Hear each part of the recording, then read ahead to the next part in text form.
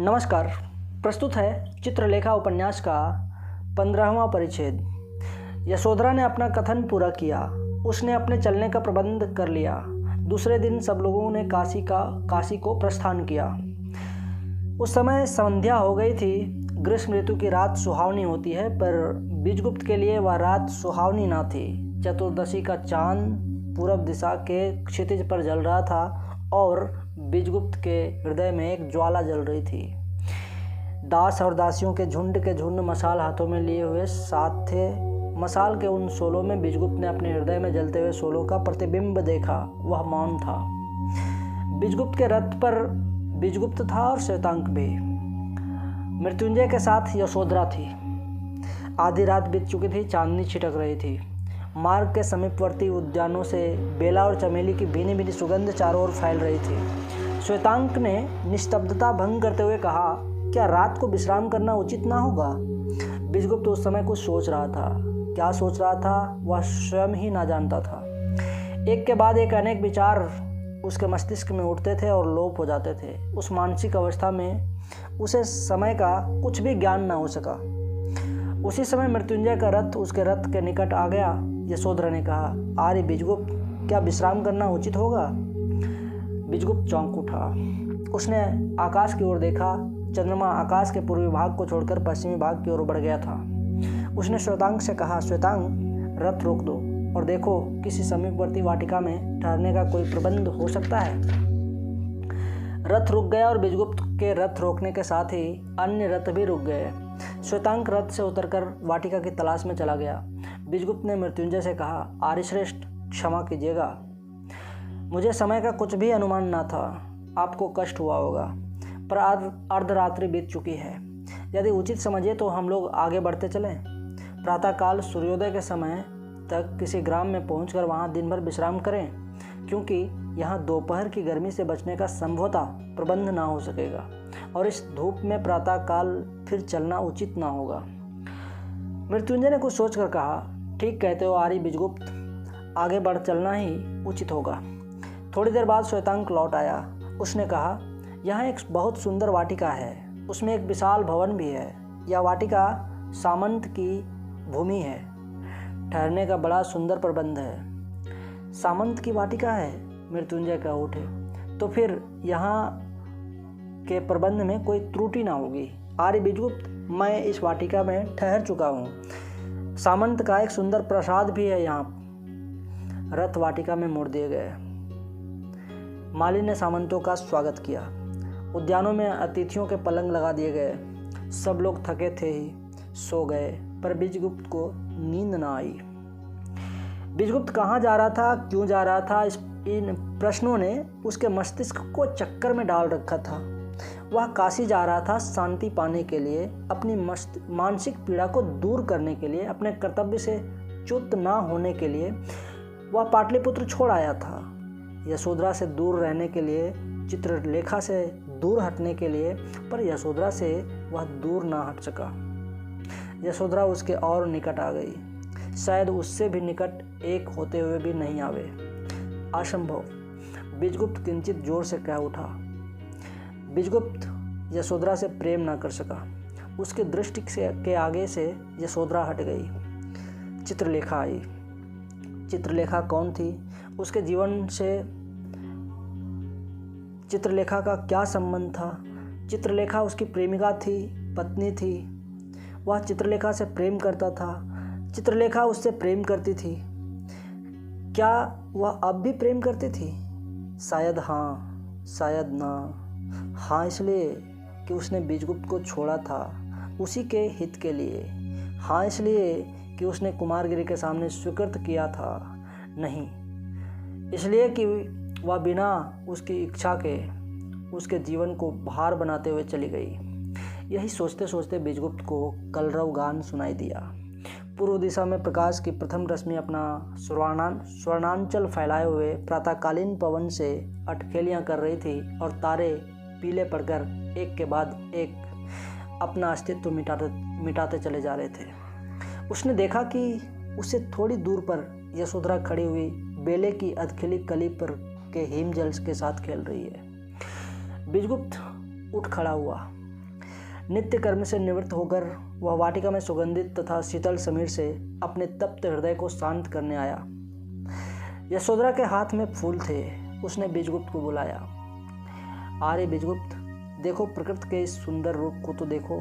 यहाँ कितना उल्लास है, कितनी शांति है और कितना सौंदर्य है। सारे जगत की चिंता, उसकी तृष्णा और अभिशाप से भरी हलचल से दूर, अति दूर, यहाँ पर निष्कलंक जीवन तितलियों के रंगीन परों के साथ अटखेलियां कर रहा है।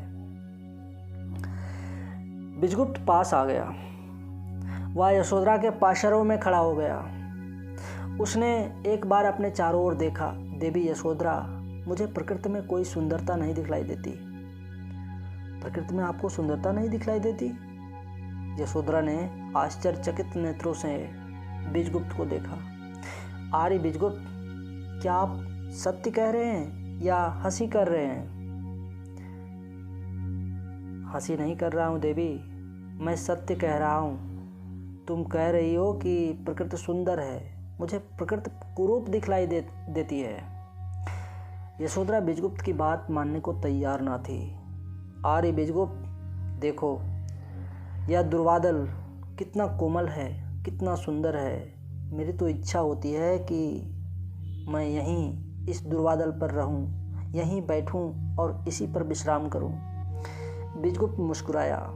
नहीं, यह नहीं करना देवी। यहाँ पास कोई वैद्य भी नहीं है जिससे उपचार कराया जा सके।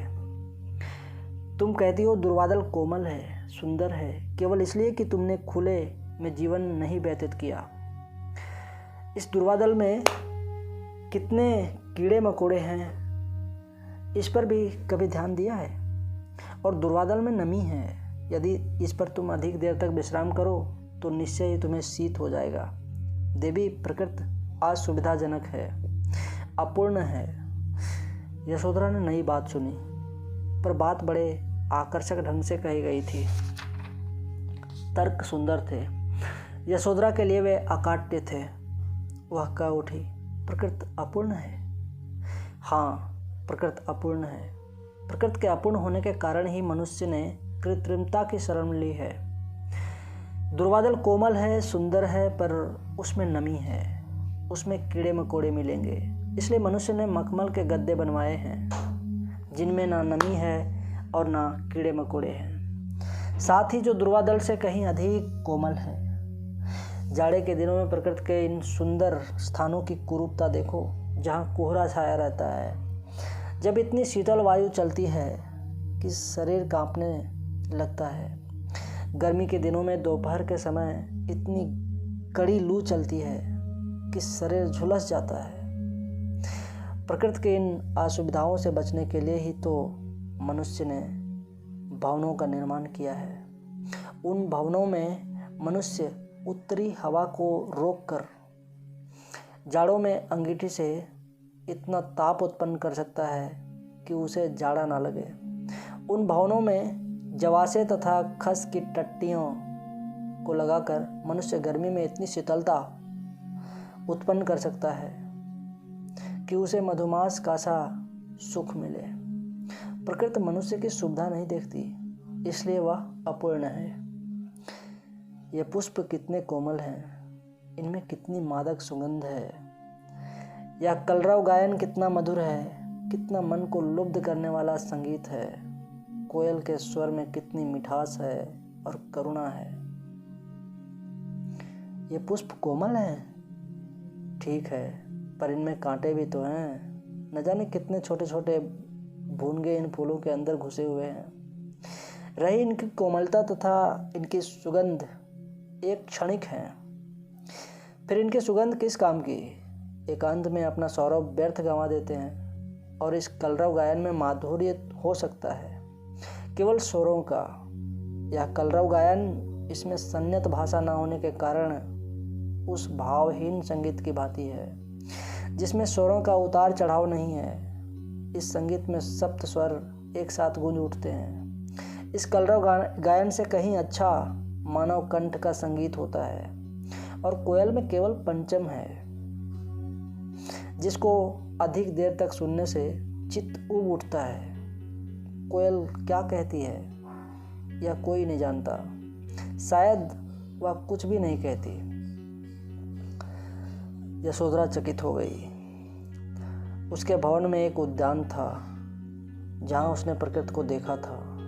वह प्रकृति की सुंदरता पर मुग्ध थी, पर आज विजगुप्त के तर्कों को सुनकर उसने सोचा कि कितने भ्रम में थी। आगे एक कृत्रिम प्रताप था। उस प्रताप से दूर हटकर कपोतों के झुंड एक कृत्रिम नहर में नहा रहे थे। यशोधरा उस ओर बढ़ी। विजगुप्त उसके साथ हो लिया। मंत्र मुग्ध की भांति यशोधरा उस सौंदर्य को निरख रही थी। उसने धीरे से कहा, ये कपोत कितने सुखी हैं, आपस में किस प्रकार ये खेल रहे हैं। इनमें ईर्ष्या, घृणा, दुष्टता तथा अन्य अवगुण जो मनुष्य में पाए जाते हैं नहीं है। जी चाहता है कि मेरे भी पंख होते और मैं कपोती होती। बालिका की सरलता पर विजगुप्त हंस पड़ा। देवी यशोधरा, मैं तुम्हें विश्वास दिलाता हूँ कि यदि तुम कपोती होती तो मनुष्य बनना चाहती। तुम समझती हो कि ये कपोत सुखी हैं, निश्चिंत हैं, इनके शत्रु नहीं हैं। यह तुम्हारा भ्रम है। अभिलाषा के पूर्ण होने को सुख कहते हैं, अभिलाषा के पूर्ण ना होने को दुख कहते हैं। क्या तुम जानती हो कि इन कपोतों को सब अभिलाषाएं पूर्ण हो जाती हैं? प्रश्न तो यह है कि क्या इनके अभिलाषाएं होती भी हैं? मनुष्य इन पशुओं तथा पक्षियों से श्रेष्ठ इसलिए है कि उसके अभिलाषाएं होती हैं और वह अभिलाषा को पूर्ण करके सुखी होता है। मनुष्य करता है, पैदा होकर अकर्मण्यता का जीवन व्यतीत करके मर जाने के लिए नहीं बनाया गया है। वह बनाया गया है कर्म करने के लिए। पशु और पक्षी भोजन के लिए किस बुरी तरह से झगड़ते हैं, फिर भी यह याद रखना, मनुष्य को अपने भोजन के लिए परिश्रम करना पड़ता है। वह हल चलाता है और अन्न उत्पन्न करता है, पर पशु और पक्षी प्रकृति के पदार्थ पर रहते हैं, प्रकृति के पदार्थों पर रहते हैं। पृथ्वी के कीड़े मकोड़ों को खाकर पक्षी जीवित रहते हैं। पशुओं में तो एक दूसरे को खा जाते, पशुओं में तो एक दूसरे को खा जाते हैं। इन कपोतों के शत्रु बाज जब इन पर झपटते हैं तब इनकी दशा देखो। इन्हें कितनी चिंता रहती है, ये कितने विवश हैं। यशोधरा आश्चर्य से विजगुप्त को देख रही थी। विजगुप्त ने कुछ रुक कर कहा, देवी यशोधरा, तुम समझती होगी कि प्रकृति वातावरण में रहने वाले मनुष्य सुखी हैं, प्राकृतिक वातावरण में रहने वाले मनुष्य सुखी हैं। पर एक बात याद रखना, मनुष्य अपनी स्थिति से कभी संतुष्ट नहीं रहता। तुम राजप्रसाद में पली हो, राजप्रसाद में तुम्हें कोई रुचि नहीं, उसकी सुंदरता तथा उसकी सार्थकता के प्रति तुम उदासीन हो। उदासीन ही नहीं, कभी कभी तुम्हारी उस वातावरण को छोड़ने की इच्छा भी होती होगी। तुम इस प्रकृति के निकटतम झोपड़ियों में सुख देखती होगी। तुम ग्रामों में खुली हवा में पशुओं के साथ प्रकृति से क्रीड़ा करने की सुखद कल्पना के वशीभूत हो जाती हो। ठीक है, स्वाभाविक है, पर जरा इन ग्रामवासियों से पूछो, ये लोग यही कहेंगे कि जो सुख है वह महलों में है, दास दासियों से घिरे रहने में है। फिर हमारे वे प्रपितामह जिन्होंने ये महल बनवाए हैं, कभी ग्रामवासी रहे होंगे ही। उन्होंने ग्राम छोड़कर नगर क्यों बसाए? इसीलिए कि प्रकृति की कुरूपता को तथा उसकी असुविधाओं को उन्होंने कृत्रिमता से दूर करना उचित समझा। यह वाटिका जिस पर तुम मोहित हो रही हो स्वयं कृत्रिम है। यदि प्रकृति देखना चाहती हो तो जंगलों में जाओ, जहाँ सिंह अपनी खून की प्यासी जीभ को लिए हुए फिरा करते हैं, जहाँ बड़े बड़ी घास में विषधर सर्प अकारण ही लोगों को काटकर मृत्यु के घाट उतारने को प्रस्तुत रहते हैं। इस कृत्रिम नहर को छोड़ो और नदियों को देखो। वहाँ मगर और घड़ियाल मनुष्य का भोजन करने के लिए जल में छिपे हुए ताक लगाए बैठे रहते हैं। तब तुम देखोगी कि सुख और सौंदर्य प्रकृति में है या कृत्रिमता में है। विजगुप्त अपनी बात कह रहा था और यशोधरा आश्चर्य से उसके मुख की ओर देख रही थी। अभी तक वह बीजगुप्त को केवल एक चरित्रवान व्यक्ति ही समझती थी। आज उसे मालूम हुआ कि बीजगुप्त ने उच्च चरित्र के साथ उच्च कोटि का मस्तिष्क भी है। बीजगुप्त की विद्वता से, उसकी मौलिकता से और उसके तर्कों से वह चकित हो गई। उसे ऐसा प्रतीत हुआ कि बीजगुप्त के प्रति उसकी श्रद्धा भक्ति में परिणत होती जा रही है। श्रद्धा भक्ति में परिणत होती जा रही है। उसने कुछ देर तक मौन रहकर कहा, आर्य बीजगुप्त, धृष्टता के लिए क्षमा कीजिएगा, एक प्रश्न है। आपने यह सब कहाँ और कब पढ़ा? प्रश्न वास्तव में अनुचित था, पर बीजगुप्त ने उस पर ध्यान न दिया। देवी यशोधरा, संसार की पाठशाला में अनुभव की शिक्षा प्रणाली से परिस्थितियों ने मुझे सब पढ़ाया है, और अब जलपान का समय हो गया है। क्या चलना उचित ना होगा?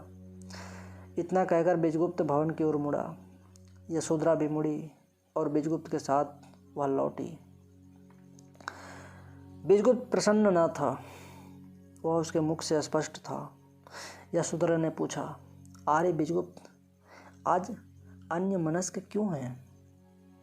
आप दुखी हैं? इस दुख का कारण क्या आप बतला सकते हैं? एक ठंडी सांस लेकर बीजगुप्त ने कहा, हाँ देवी यशोधरा, मैं दुखी हूँ, पर मेरे दुख का कारण सुनकर क्या करोगे? तुम्हारा उस कारण को ना जानना ही उचित है। क्या वह कारण गुप्त है? नहीं, मेरे जीवन की कोई बात गुप्त नहीं है। गुप्त वे बातें रखी जाती हैं जो अनुचित होती हैं। गुप्त रखना भय का द्योतक है, और भयभीत होना मनुष्य के अपराधी होने का द्योतक है। मैं जो करता हूँ उसे उचित समझता हूँ, इसलिए उसे कभी गुप्त नहीं रखता। कारण मैं तुम्हें इसलिए नहीं बतलाना चाहता था कि अपने दुख से दूसरों को दुखी करना अनुचित है। यशोधरा चुप हो गई। उसने अनुभव किया कि वह इस विषय पर बातें छोड़कर बीजगुप्त को अधिक दुखित बना रही है। इस समय वह दोनों भवन तक पहुंच गए थे। आर्यश्रेष्ठ, मृत्युंजय तथा श्वेतांग इन लोगों की प्रतीक्षा कर रहे थे।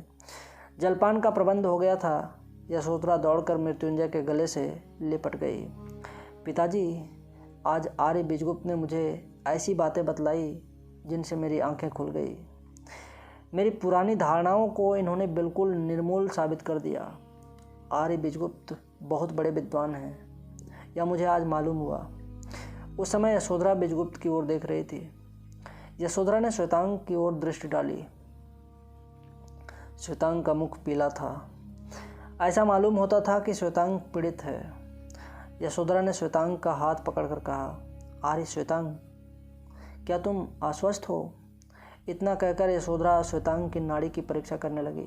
नहीं, तुम्हें ज्वर तो नहीं है? फिर तुम्हारा मुख इतना पीला क्यों है? श्वेतांग संभवतः ठीक तरह से विश्राम न कर सकने के कारण थक गया है, बीजगुप्त ने कहा। श्वेतांग, तुम दोपहर भर सो लो। यशोधरा श्वेतांग का हाथ पकड़े खड़ी थी और श्वेतांग के मुख का पीलापन धीरे धीरे लोप होता जा रहा था। उसने कहा, नहीं, मैं अस्वस्थ नहीं हूँ, थोड़ा थक गया हूँ, विश्राम से ठीक हो जाऊँगा। जलपान करने के बाद बीजगुप्त ने श्वेतांग से कहा, मैं बहुत थका हूँ, इस समय मैं शयन करूँगा। जिस समय भोजन तैयार हो जाए उस समय तुम मुझको जगा लेना, और तुम आर्य मृत्युंजय के साथ बैठो। वे ऐसा ना समझे कि हम लोग उनकी कोई परवाह नहीं करते। मृत्युंजय तथा यशोधरा के साथ बैठकर श्वेतांग बातें करता रहा। यशोधरा ने प्रातःकाल के प्रकृति के विषय की बातचीत सुनाई। मृत्युंजय बीजगुप्त के तर्कों को सुनकर आश्चर्यचकित हो गए। फिर उन्होंने कहा, श्वेतांग, आर्य बीजगुप्त कुछ आश्वस्त से दिखलाई देते हैं। श्वेतांग ने के उत्तर देने से पहले यशोधरा ने कहा, हाँ, मेरा भी अनुमान है, और आर्य बीजगुप्त से मैंने पूछा भी। उन्होंने स्वीकार कर लिया कि वे दुखी हैं, पर जब मैंने कारण पूछा तो उन्होंने कहा कि वे कारण ना बतलाएंगे। इस बार यशोधरा की दृष्टि श्वेतांग की ओर थी। मृत्युंजय ने कहा, बहुत सी बातें ऐसी होती हैं जो गुप्त होती हैं। संभवतः यद्यपि मनुष्य में गुप्त भेदों का होना उसकी दूषित प्रवृत्ति का द्योतक है। मनुष्य अपनी बातें गुप्त इसलिए रखता है कि वह भय खाता है कि कहीं समाज यदि उन बातों को जान जाए तो उसकी समालोचना ना करे या उसको बुरा ना कहे। फिर भी मैं इतना कह सकती हूँ कि बीजगुप्त के दुख का कारण गुप्त नहीं है। उन्होंने मुझसे स्वयं यह कहा था, और शायद यह परिभाषा भी कि मनुष्य में गुप्त भेदों का होना उसकी कलुषित प्रवृत्ति का द्योतक है, आर्य बीजगुप्त की है। श्वेतांक ने व्यंग्यात्मक हंसी हंसते हुए कहा, नहीं, समर्थ के लिए इसमें गलती नहीं।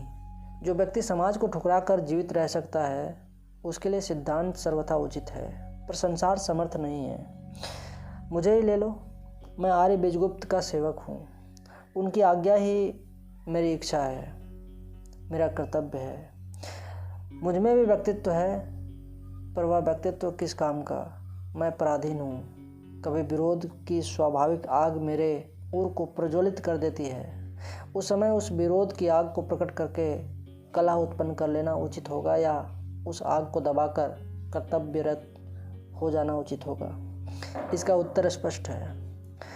मृत्युंजय ने कहा, वत्स श्वेतांक, तुम्हारा यह विरोध अनुचित है और इसलिए उसको गुप्त रखना उचित होगा। यशोधरा ने धीरे से कहा, तुम्हारा यह विरोध उचित है आर्य श्वेतांक, मुझे तुम्हारी इस अवस्था पर दुख है। श्वेतांक ने यशोधरा की आंखों में सहानुभूति मिश्रित प्रेम की एक आभा देखी। और इसी के साथ चित्रलेखा उपन्यास का यह 15वां परिच्छेद यहीं समाप्त होता है।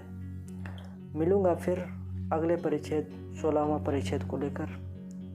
तब तक के लिए नमस्कार, धन्यवाद।